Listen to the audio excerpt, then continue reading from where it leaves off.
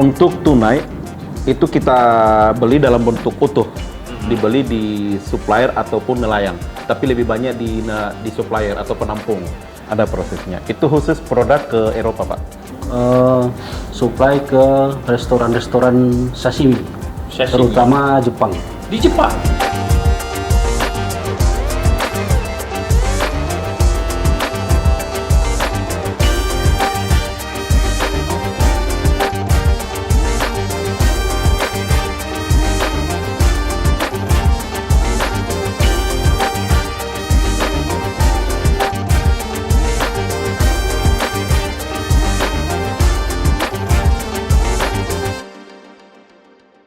Halo Sobat Bi, kembali berjumpa di Bicara Investasi Gorontalo bersama Dinas Penanaman Modal dan PT SP Provinsi Gorontalo. Bicara investasi, jelas saya tidak sendiri karena saya sudah ditemani dengan dua narasumber saya sekaligus. Kali ini kita akan ngomongin mengenai strategi peluang investasi sektor perikanan di Provinsi Gorontalo bersama pelaku usaha perikanan tangkap. Ada yang doyan makan ikan, cocok banget topik yang kita bahas pada hari ini. Dua narasumber saya sekaligus, langsung saya akan memperkenalkan yang paling dekat dengan saya, Bapak Muhammad Saripi. Halo Pak. Halo Pak. Gimana kabar hari ini?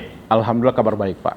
Ini beliau merupakan Direktur PT Tuna Teluk Tomini. Jadi nanti kita akan ngomongin apa itu PT Tuna Teluk Tomini, tapi saya ingin memperkenalkan dulu narasumber saya yang kedua, Bapak Marwan Lamusu. Halo Pak. Saudaraan sama Cynthia Lamusu. Oh, merupakan Direktur CVAA Tuna Garage. Nggak salah ya, saya sebutnya. Gimana kabar Pak? Alhamdulillah sehat. Sehat ya. Terima kasih sebelumnya bisa hadir di podcast kami di Bicara Investasi Gorontalo. Jadi tujuan kami mengadakan podcast ini biar tersampaikan apa saja sih investasi-investasi yang ada di Provinsi Gorontalo, keuntungannya apa saja, masyarakat bisa lebih kenal juga dengan perusahaan yang sekarang Bapak geluti. Tanpa berlama-lama, saya langsung ke narasumber saya sekali, Bapak Muhammad Saripi terlebih dahulu. Ini panggilannya Bapak Inai ya? Iya, Saya panggilannya. sebutnya Bapak Muhammad Saripi atau Bapak Inai aja? Mana yang mudah saja Pak, mana yang bagus. Oke. Silakan Pak, apa itu PT Tuna Teluk Tomini? PT Tuna Teluk Tomini itu perusahaan yang bergerak dalam hal tuna, bergerak dalam produk tuna. Tuna Ya. itu diapain, terus diolah, terus tujuannya seperti apa Pak? Untuk tunai itu kita beli dalam bentuk utuh, dibeli di supplier ataupun nelayan. Tapi lebih banyak di supplier atau penampung. Beli dalam bentuk utuh, terus kita loin atau kita fillet. Oh, berarti fillet itu istilahnya loin ya? Ya. Oke, kirain loin itu jenis ikannya, bukan ya? Bukan, Jadi itu istilah. prosesnya ya? Ya, istilah dalam prosesnya. Oke, itu secara garis besarnya. Terus ikan yang diambil itu tadi disebut bukan dari supplier, tapi juga bisa juga dengan dari nelayan. Paling banyak dari mana? Paling banyak itu dari supplier, Pak. Tapi nelayan juga bisa? Iya, nelayan bisa. Cuma nelayan tidak mau repot, Pak.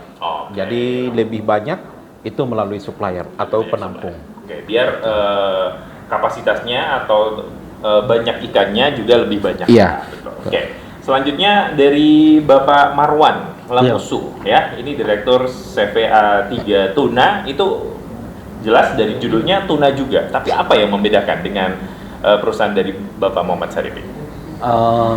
Pertama-tama kita kan Tuna Garage itu berdiri tahun 2023 ya Pak ya? 2023. Ya. Tapi sebelum Covid memang udah ada. Tapi karena masalah Covid sempat tutup dulu. Oke. Nah, kita bergerak di bidang loin juga, tuna dalam bentuk loin, tapi khusus untuk supply ke restoran-restoran sashimi, terutama Jepang. Di Jepang? Ya. Ih, bukan di Gorontalo? Nggak ada di Gorontalo? Gorontalo kayaknya nggak ada. Nggak ada ya. Betul. Berarti secara tidak langsung Gorontalo itu benar-benar kaya dengan sumber daya lautnya sampai bisa dikonsumsi oleh negara luar. Itu dibentuk di tahun 2023, tapi sebelumnya sebenarnya udah ada. Nah, sejauh ini dari produksi yang Bapak lakukan itu kalau dari supplier, kalau dari Bapak sendiri gimana? Kita tetap sama seperti Bapak Saripi.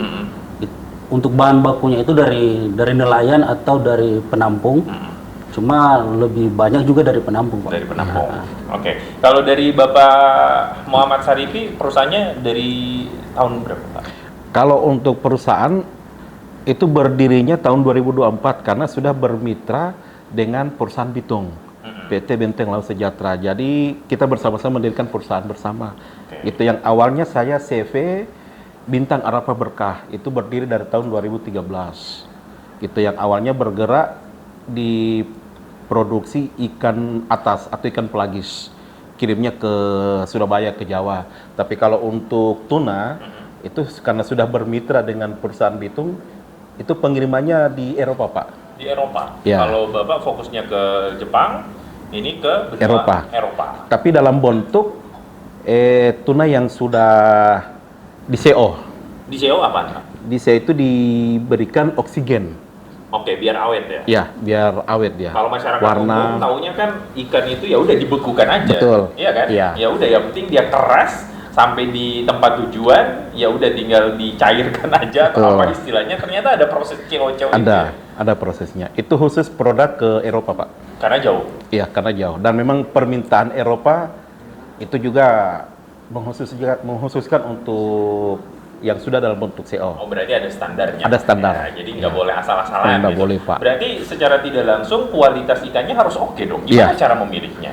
Kalau misalnya dari supplier tiba-tiba ada yang tidak sesuai nih, apa Iya. yang dilakukan? Nah, cara memilih itu kan kita kan pilih tuna yang kualitas, kalau istilah kami ya, itu grade A, AB dengan grade C sama grade D lokal. Oke. Itu.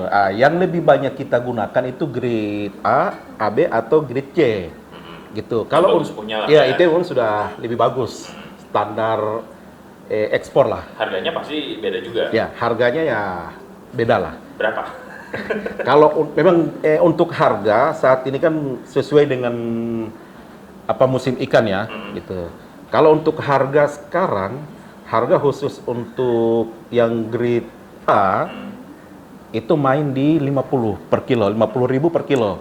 Sedangkan yang grade C itu 40.000 per kilo. Oke. Kalau untuk yang grade D, ya saat ini memang sudah agak bagus untuk grade D. Tapi itu masih layak dikonsumsi. iya kan? masih layak. Semuanya layak ya. Tetap semuanya layak dikonsumsi. Cuma memang memiliki standar tersendiri. Siap. Dari Bapak Marwan sendiri, kalau melihat dari posisi ikan, tapi sebelumnya saya penasaran, kenapa harus tuna? Apakah produksinya banyak atau permintaannya mintanya tuna? Itu gimana, Pak? Kan jenis ikan banyak tuh. Ya, yang pertama sih yang paling mendasar untuk saya pribadi, saya memang dari dulu basicnya di situ. Oke. Nah, terus saya kan pernah kerja dengan orang Jepang juga, perusahaan Jepang juga. Nah, secara tidak langsung kalau potensi tangkapan tuna di Gorontalo itu bagus dan diakui di Jepang. Oke. Mereka merasakan ikan tuna itu Ya. enak ya ternyata. Karena memang dulu saya kerja dengan orang Jepang, jadi pengakuan dari mereka ikan dari Gorontalo itu bagus, kualitasnya bagus, tahan, kualitasnya juga tahan, terus tangkapannya juga lumayan sih. Banyak ya. Ya. Jadi untuk membangun sebuah perusahaan yang fokus ke tuna itu nggak salah berarti ya. Ya. Tadi diekspor ke Jepang ya, itu saya tertarik sekali dengan, saya baru tahu ternyata ikan Gorontalo itu dimakan sama orang-orang Jepang ya ternyata. Seberapa sering ekspornya, Pak? Kalau untuk sekarang sih Pak, untuk sekarang itu saya lebih bermitra dengan eksportir-eksportir yang ada di Bali. Tapi dulu sebelum COVID kita ekspor langsung dari Gorontalo. Cuma saat ini untuk ekspor langsung dari Gorontalo itu kayaknya lagi bermasalah, sedikit bermasalah karena waktunya yang terlalu panjang, Pak. Sehingga rantai dinginnya itu agak sulit sih. Oke, kita kalau begitu kita flashback dulu. Waktu zaman itu seberapa sering, Pak, kalau misalnya ke Jepang? Kalau zaman itu sebelum COVID sih sering, seminggu 3-4 kali. Bisa 3-4 Ya. kali? Nggak habis ikan di Gorontalo, Pak? Insya Allah. Tergantung juga sih Pak. Kirain bakal habis sih.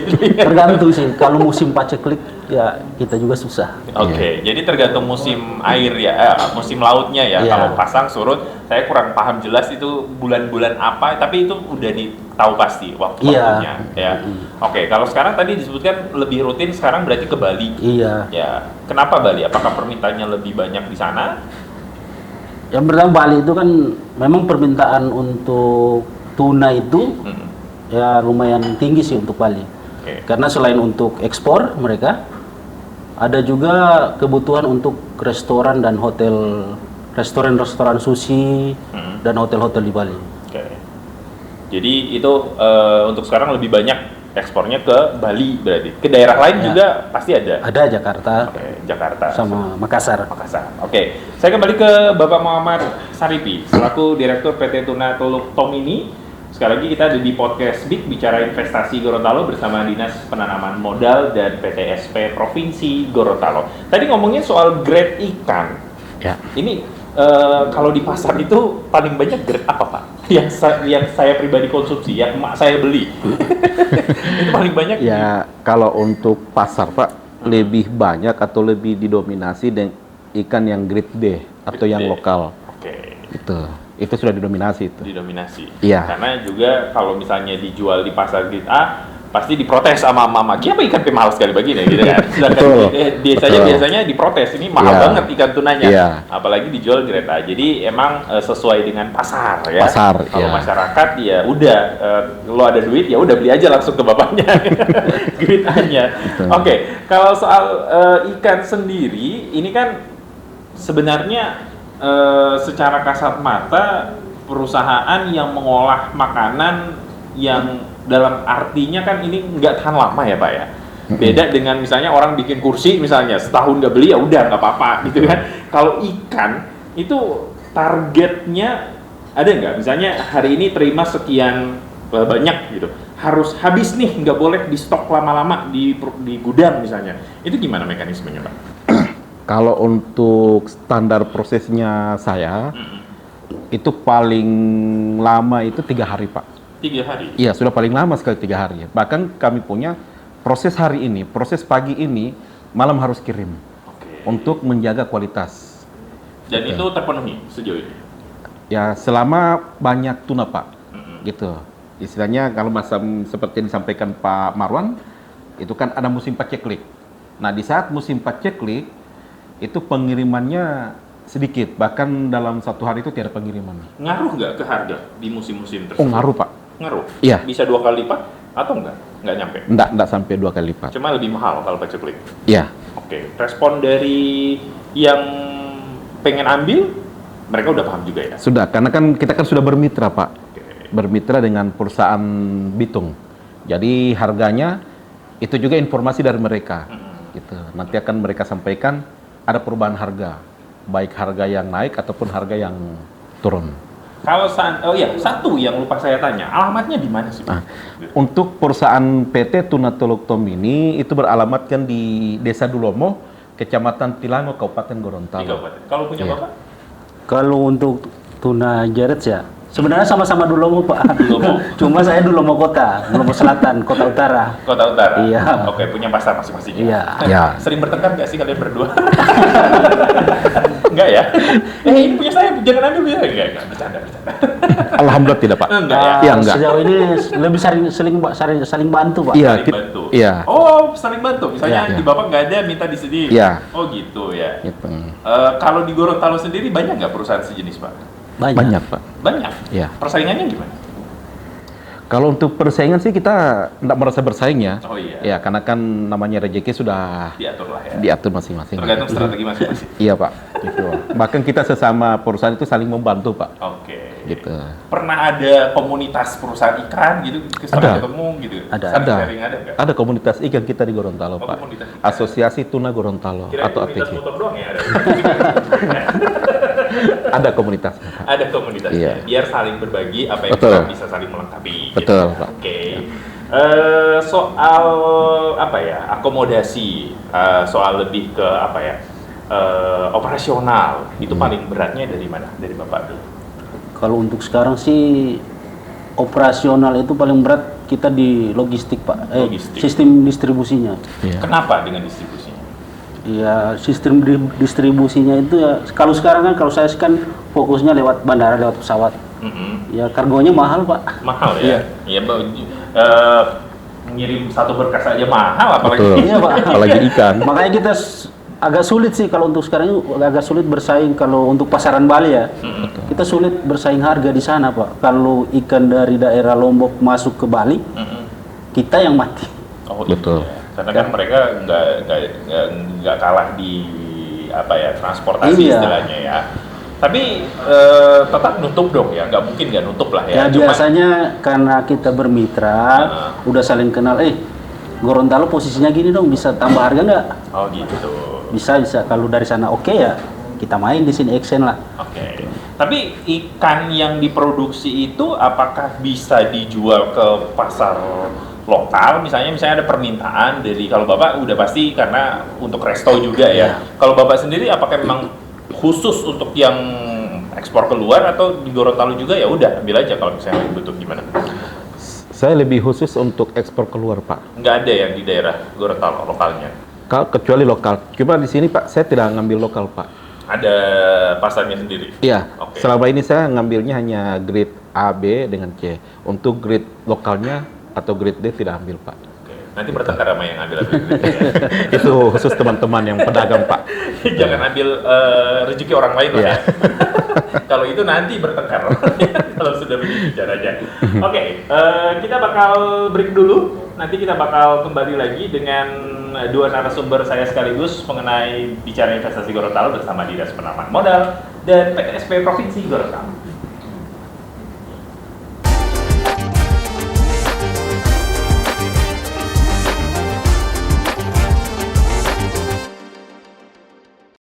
Sobat BIK, kembali di Bicara Investasi Gorontalo bersama Dinas Penanaman Modal dan PTSP Provinsi Gorontalo. Masih dengan dua narasumber saya sekaligus. Di segmen sebelumnya kita udah ngomongin bagaimana cara atau jenis ikannya, kemudian ekspornya kemana. Saya pengen tahu lebih detail soal produksi yang ada di dalam, mulai dari jenis kapalnya, kemudian jenis ikannya, atau juga mungkin kapan saja ikan di Gorontalo itu pada rame. Kalau pada rame berarti pada beranak dong orang ya, pada melahirkan gitu, pada kawin gitu ya. Istilahnya seperti itu ya. Itu pertama Pak, dari jenis kapalnya yang digunakan pasti ada standar dong Pak. Gimana? Dari Bapak Muhammad Sarifi dulu. Oke. Kalau untuk kami sendiri itu dari kapal 1 GT sampai kapal 30 GT itu siap tampung ikannya Pak. Siap tampung. Iya. Nah, oke. Kalau masyarakat pada umumnya kan nggak tahu tuh kapal GT itu seperti apa. Mungkin besarnya, tergantung daya tampungnya. Sekali tangkap itu berapa, sampai ton nggak sih? Atau Ton. Sampai Ya. ton. Berapa sampai berapa ton Pak? Kalau untuk kapal 1 GT sampai dengan 5 GT itu kan standar perahu Pak. Standar. Iya, standar perahu, dan melautnya itu dari 1 hari sampai 3 hari. Nah, sedangkan untuk yang berarti bermalam dong ya? iya, ada yang cuma pulang pergi, ada bermalamnya itu cuma sampai 3 hari. Gitu. Nah, sedangkan untuk yang kapal di atas 5 GT sampai dengan 30 GT itu bisa berminggu-minggu Pak. Berminggu-minggu? Iya. Nggak dicari sama istrinya di rumah? Udah tahu ya? Udah tahu itu. Berarti berarti yang GT yang kedua itu berarti kapasitasnya lebih gede ya? Ya, Karena betul. bisa berminggu-minggu tuh Ya. kapal ya? Ya. Hasil tangkapannya bisa Hasil banyak. tangkapnya lebih banyak ya. Ya. Dari Bapak Marwan Lamusu sendiri, kalau misalnya jenis kapalnya pasti mirip-mirip lah ya. Kalau misalnya kecil berarti ya udah 3 hari aja. Kalau besar berarti sampai berminggu-minggu gitu kan. Di daerah mana sih Pak untuk penangkapan ikan yang sering banget ditelusuri gitu? Kalau yang sering sih untuk dari dulu sampai saat ini kita dari daerah Bone Bolango Pak, Bone Pantai. Bone Pantai. Iya.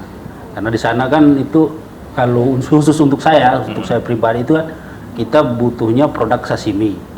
Ya otomatis yang memang benar-benar kualitas yang bagus. Berarti yang paling jauh gitu ya? Enggak, bukan yang paling jauh sih Pak. Oh, Yang paling cepat sebenarnya. paling cepat. Ya. Kirain semakin jauh ke lautan semakin bagus ikannya. Enggak gitu ya diukurnya? Enggak juga sih Pak. Kita ya, kalau saya ngambilnya yang paling cepat. Biasanya yang pagi berangkat, sore pulang gitu. Itu kualitas ikannya bagus, memang cocok untuk sashimi. Oke. Berarti biar tidak berlama-lama di kapal, Iya. itu tujuannya ya. Kalau misalnya melihat dari waktu dari Januari, Februari sampai Desember itu paling rame ikan beranak itu, paling rame ikan tangkapannya itu di bulan apa saja, Pak? Biasanya bulan Maret, tapi nggak menentu sih Pak sebenarnya. Nggak menentu. Iya. Cuma Tergantung apa?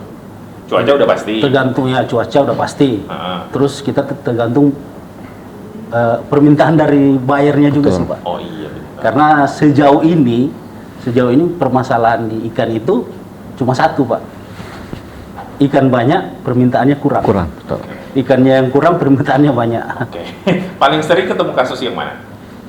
Ya dua-duanya Pak. Dua-duanya. Ah, yang bagus itu kalau kita memasuki bulan Desember, kalau untuk sashimi ya, kita memasuki bulan Desember itu kan Jepangnya itu memasuki musim dingin.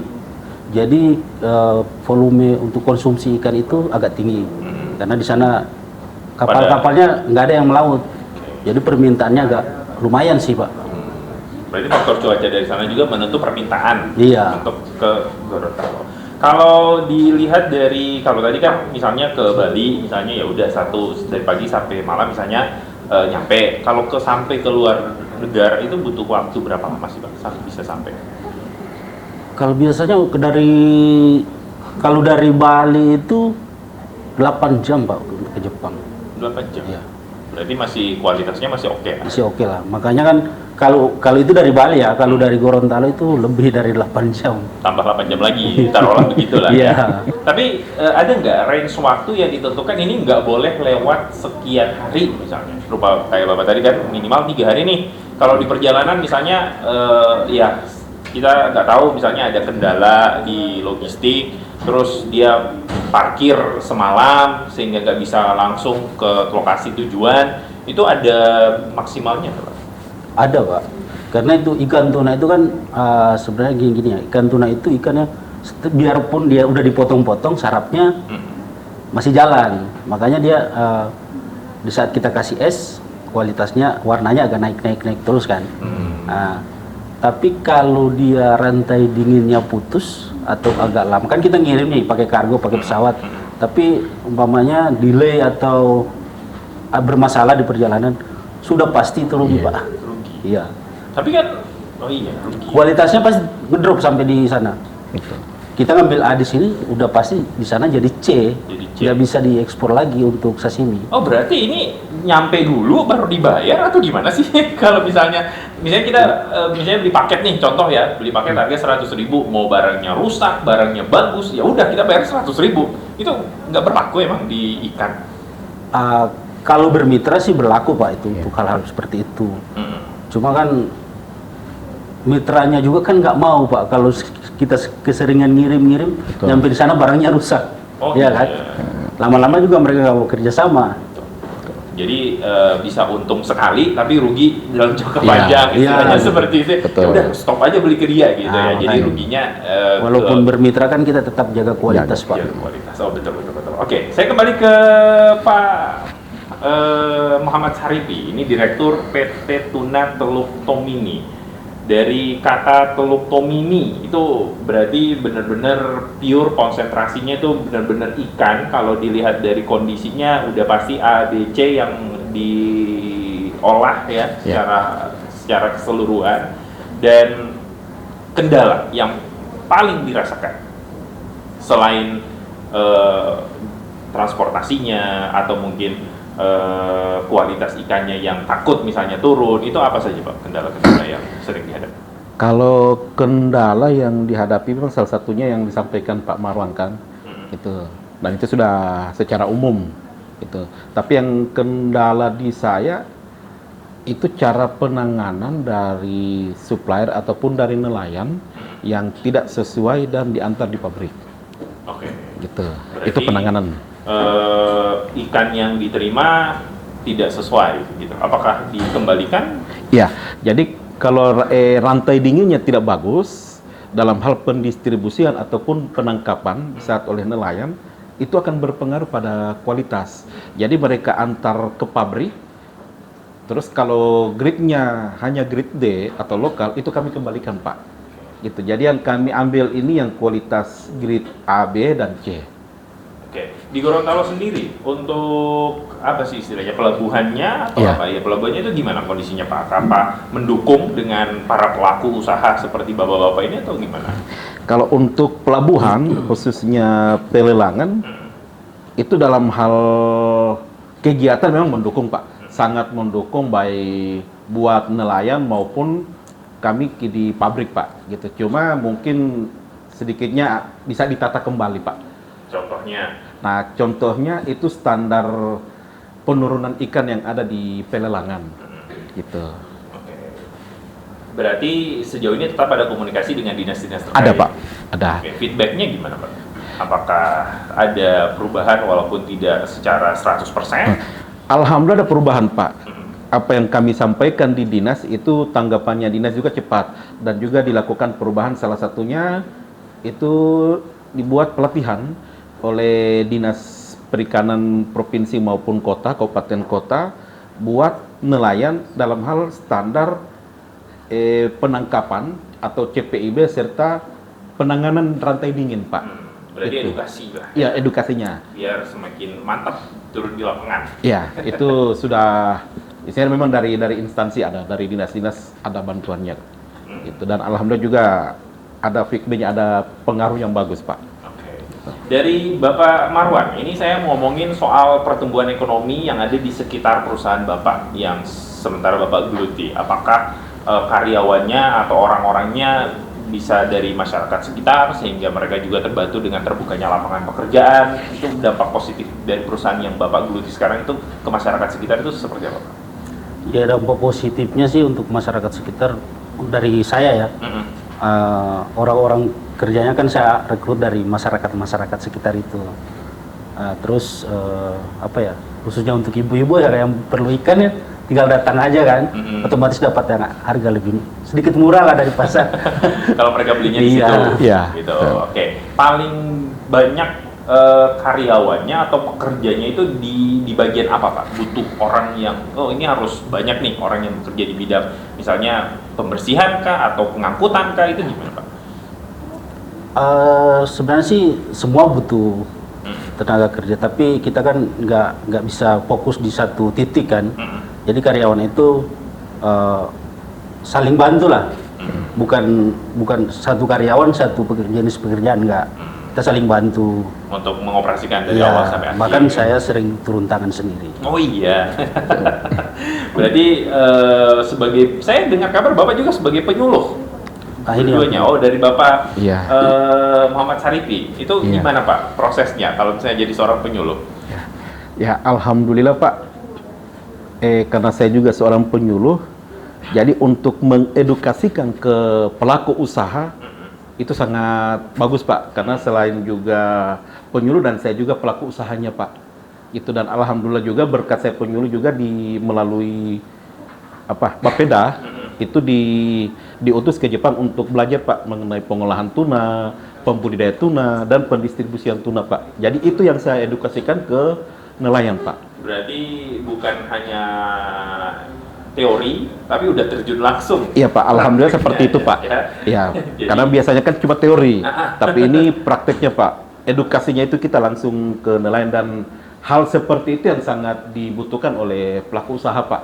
Gitu. Karena kalau cuma teori, ya namanya, Cari aja di Google sendiri. iya, apalagi kan sekarang canggih kan. Betul. Gitu. Jadi sekaligus dengan prakteknya, cara penanganan yang kita sampaikan, ya alhamdulillah mereka bisa bisa mengikuti gitu. Bisa mengikuti, karena memang benar-benar based on experience gitu Iya, kan. Benar-benar apa yang sudah saya lakukan nih, bukan Betul. apa yang sudah saya pelajari gitu Iya. kan. Jadi dua-duanya pelajari dan dilakukan Iya. gitu kan. Iya. Oke, kalau ini saya ada juga istilah-istilah, misalnya pembangunan unit pengolahan ikan atau UPI, kemudian juga seperti lapak-lapak dari itu kerjasamanya dengan Bapak Marwan untuk CPA tuna itu gimana Pak? Kalau untuk lapak-lapak ikan itu ya, biasanya mereka ngambil istilah kita limbah ya Pak. Oh limbah. Ya, limbah kayak kepala, tulang, Tetelan itu ya kita supply ke lapak-lapak ikan. Tetap bisa dikonsumsi kan? Bisa. Ya. Ya, biasanya di pesta-pesta ada kepala ikan gitu kan, yang gitu-gitu ya. Ya Bikin sangat gua layak asam. dikonsumsi. Kalau nggak ada kepalanya kayak kurang aja gua asam ikan gitu. Apalagi orang Gorontalo memang bener-bener jago ngolah. Ini saya biasanya ke pesta ada ngapain kepala ikan tidak sampai makan kepala ikan. Ternyata memang ada ya limbah-limbah itu ya tetap dikonsumsi ya. Iya. Dan rata-rata kan rumah makan rahang tuna di Gorontalo kan Banyak ya. ya banyak. Bapak juga sering supply ke Pak ini juga sering supply. Tambah Saya- sering supply dan sering makan. Betul Pak. Udah bosan memang Oh, kalau udah tuna. oh iya, udah bosan ya. Kalau berarti ya. makan sih Pak udah kayaknya udah bosan ya Pak. Ya, Udah betul. enak ya. Iya. Betul. Biasanya kalau misalnya ke rumah makan spesial rahang tuna itu, iya itu ini mungkin di luar dari ini ya. Saya tuh bingung ya Pak ya. Kalau misalnya saya makan rahang tuna, biasanya ada yang lebar, ada yang memanjang. Oh ini DP wale, ini DP leher itu. Itu spesifikasi yang bisa dimakan dikategorikan rahang tuna itu bisa dibagi berapa sih Pak untuk satu ekor itu Pak? Satu ekor itu biasanya Satu kepala itu. satu kepala itu kan nggak kepala semua Pak. Enggak Cuma bagian rahangnya aja kan. Iya.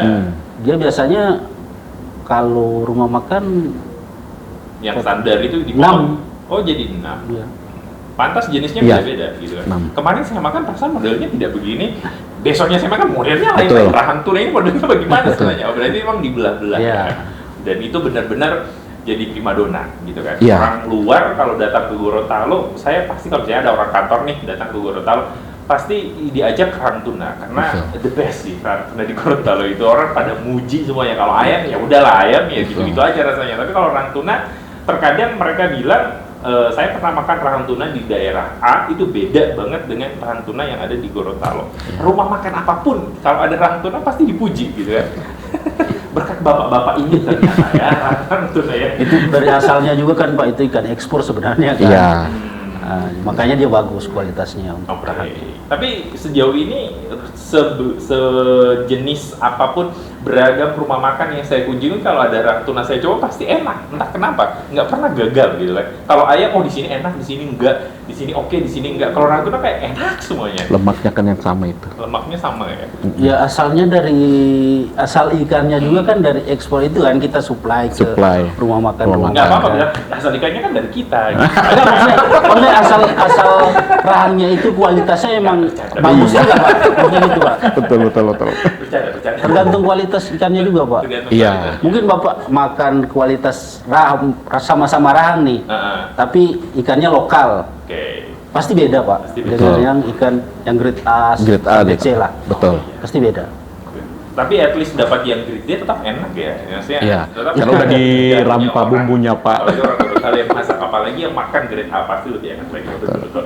Kita bakal break lagi untuk bicara investasi Gorontalo bersama Dinas Penanaman Modal dan PTSP Provinsi Gorontalo.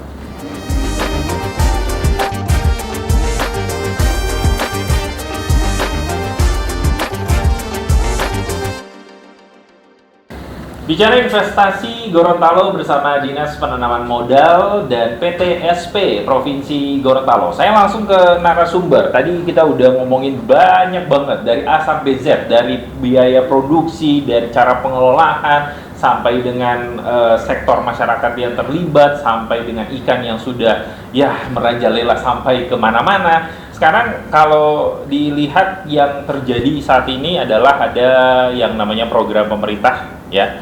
MBG apakah berdampak juga ke perusahaan-perusahaan yang Bapak geluti? Dari Bapak Muhammad Sarifi dulu, nanti setelah itu saya minta pendapat dari Bapak Muhammad. Kalau untuk menurut saya dengan adanya program MBG itu ada plus minusnya Pak, gitu. Ada plusnya dulu deh. ya, saya ngomong dari plusnya itu dari harga tuna yang biasanya tuna lokal itu kan harganya di bawah Pak, memang murah gitu. Dengan adanya MBG, alhamdulillah harganya naik. Nah, untuk Plusnya ke pedagang, minusnya kita yang membeli. iya itu Pak, minusnya ke kami di pabrik itu harganya udah pada naik Pak. Itu berpengaruh pada harga yang kualitas ekspor. Oke. Gitu Pak. Jadi ada, tapi menurut Bapak enak. Memang ada plus minusnya. Ya. Lebih banyak plusnya atau lebih banyak minusnya Ya lebih banyak plusnya buat masyarakat Pak. buat masyarakat? Iya, kalau untuk buat masyarakat ya lebih banyak plusnya Pak. Tapi kalau buat jujur ya, secara pribadi ya, selaku saya pelaku usaha, banyak minusnya Pak.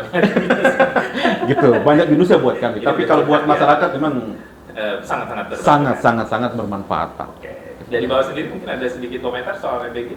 Apakah Ya kalau untuk MBG sih saya ya ada plusnya untuk nelayan pedagang juga kan daya serap ikan di Gorontalo Iya. itu lebih terserap lah. lebih banyak? Iya. Ya biasanya hanya tangkap berapa kuintal misalnya, lebih nambah lagi karena permintaannya lebih banyak untuk dapur-dapur MBG Iya. sendiri gitu kan. Oke, terakhir Pak, kira-kira ini kan kita ada di podcastnya Dinas Penanaman Modal dan PTSP Provinsi Gorontalo selaku dinas yang memiliki hubungan erat dengan para pengusaha-pengusaha. Harapan ke Dinas Penanaman Modal dan PTSP mungkin dari perizinannya atau mungkin mekanisme biar ya dipermudah gitu, gimana Pak harapannya?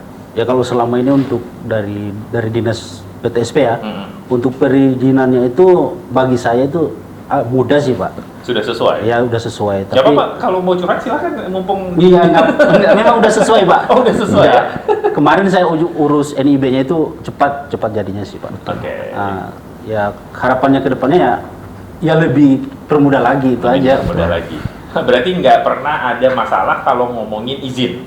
Kalau untuk saya pribadi sih nggak ada masalah. Nggak ada masalah. Itu apakah harus diperpanjang per periode atau mungkin ada waktu kayak kita kan bayar pajak biasanya per tahun, itu kalau dari perusahaan-perusahaan seperti itu mekanisme gimana Pak? Tergantung jenis izinnya sih Pak. Kalau dari Bapak sendiri gimana perusahaannya? Apakah harus diperpanjang per 2 tahun kah, 3 tahun kah, atau harus divisit kah? Itu gimana? Saya sih perpanjangannya per tahun, Per tahun tapi tetap ya? bisa di sistem online-nya Sistem juga. jadi cepat. Oke, dari Bapak sendiri harapan untuk pemerintah secara umum dan ke Dinas Penanaman Modal secara khusus? Ya harapannya cuma satu aja Pak, itu lebih meningkatkan taraf perizinannya aja Pak. Perizinannya. Ya. Jadi untuk para pengusaha agar lebih mudah dalam pengurusan izin, sekarang kan sudah serba online nih. Apa-apa kita tinggal pegang handphone aja. Ada yang namanya OSS atau Online Single Submission. Nah, yang penting dokumen yang diupload itu benar-benar lengkap, nggak ada yang kurang, dan semuanya nanti akan diverifikasi oleh dinas terkait. Kalau misalnya sudah dicek semuanya, udah lengkap semuanya, nanti akan keluar rekomendasi dan sekaligus akan diterbitkan yang namanya sertifikat izin. Jadi nggak perlu mondar-mandir dari perusahaan Bapak ke dinas ke perusahaan Bapak. Waktunya bisa lebih digunakan untuk mengolah usaha yang sedang digeluti. Jadi nggak perlu kesana kemari lah istilahnya, karena semuanya sudah benar-benar serba online. Jadi tinggal dari rumah, jika semuanya udah beres, tinggal dikeluarkan aja atau di print out aja untuk perizinannya. Lebih mudah dan simpel, karena sekarang tuh semuanya udah serba online. Terima kasih waktunya Pak bisa hadir di BIK Bicara Investasi Gorontalo. Besok-besok kalau kita undang lagi bisa mau ya? Oke. Insyaallah. Kita ketemu lagi di episode berikutnya untuk Bicara Investasi Gorontalo bersama Dinas Penanaman Modal dan PTSP Provinsi Gorontalo. Terima kasih. Bye.